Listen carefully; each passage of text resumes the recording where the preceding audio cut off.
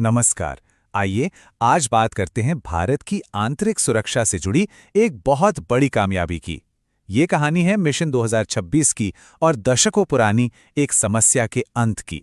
31 मार्च 2026। ये तारीख जरा याद रखिएगा। ये सिर्फ एक डेट नहीं है, बल्कि एक ऐसा टर्निंग पॉइंट है जिसने भारत के इतिहास को हमेशा के लिए बदलने की नींव रखी। लेकिन सवाल ये है कि आखिर इस तारीख में ऐसा क्या खास है?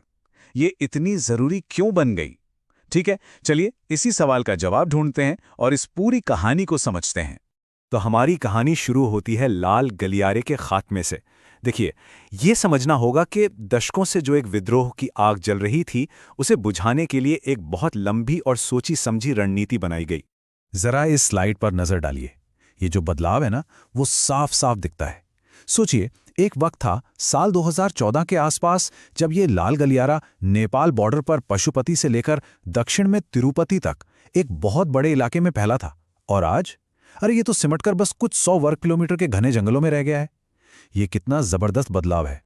चलिए अब जरा आंकड़ों की बात करते हैं, क्योंकि आंकड़े झूठ नहीं बोलते। हम बात कर रहे हैं लेफ्ट विंग एक्सट्रीमिज्म यानी वामपंथी उग्रवाद के घटने की। और ये सिर्फ कोई कहानी नहीं, बल्कि तथ्यों पर आधारित हकीकत है। ये आंकड़े अपने आप में पूरी कहानी कह देते हैं। 2014 में देश के 126 जिले नक्सलवाद से प्रभावित थे और 2026 आते आते ये नंबर घटकर सिर्फ 11 रह गया। सोचिए, 126 से सीधे 11। ये बहुत बहुत बड़ी गिरावट है। और बात सिर्फ जिलों तक ही सीमित नहीं है।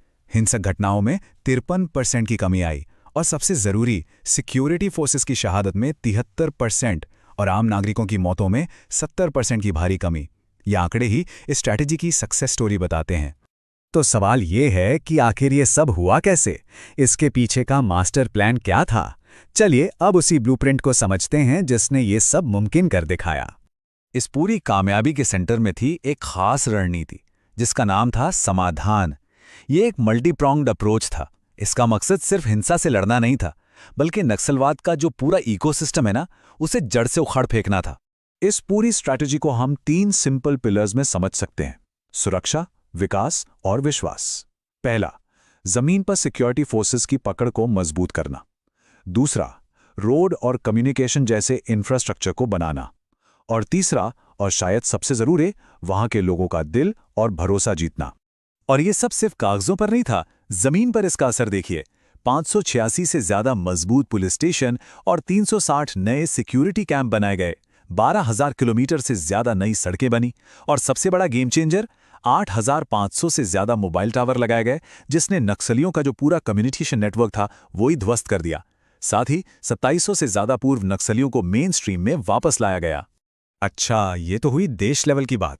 अब इसका असर जमीनी स्तर पर कैसा था, ये समझने के लिए चलते हैं छत्तीसगढ़ के बस्तर, एक ऐसा इलाका जो कभी नक्सलवाद का गढ़ माना जाता था। ये नंबर देखिए, 170 से ज्यादा ये वो माओवादी थे जिन्होंने सिर्फ 31 दिनों के अंदर बस्तर में सरेंडर कर दिया। इससे पता चलता है कि जमीन पर माहौल कितनी तेजी से बदल रहा था। और फिर आया वो दिन, वो फाइनल ब्लो, 31 मार्च 2026, जब बीजापुर में 25 कैडरों ने सरेंडर किया। और पता है क्या, अपने साथ भारी मात्रा में सोना और कैश भी सौंपा। ये सिर्फ सरेंडर नहीं था, ये उस विद्रोह की फाइनेंशियल बैकबोन, मतलब कमर तोड़ने जैसा था।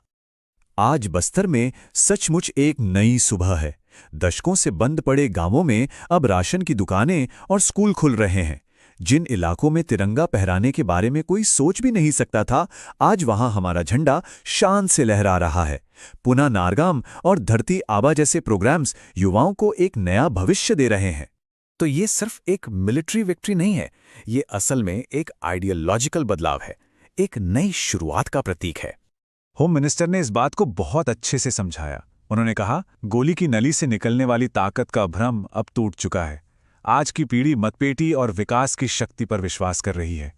ये लाइन इस पूरे बदलाव को निचोड़कर सामने रख देती है। हाँ, ये सच है कि संगठित हिंसा लगभग खत्म हो चुकी है, लेकिन कहानी अभी पूरी नहीं हुई है। एक्सपर्ट्स मानते हैं कि उनकी जो विचारधारा के बचे कुचे हिस्से हैं और शहरों में बैठे उनके सपोर्टर नेटवर्क, जिन्हें अर्बन नक्सल भी कहा जाता है, उन पर अभी भी पैनी नजर रखना बहुत जरूरी है। तो आखिर में ये एक बड़ा सवाल हमारे सामने आता है क्या भारत में संगठित नक्सलवाद का चैप्टर हमेशा के लिए बंद हो गया है? खैर, ये एक ऐसा सवाल है जिसका जवाब तो सिर्फ आने वाला वक्त ही देगा।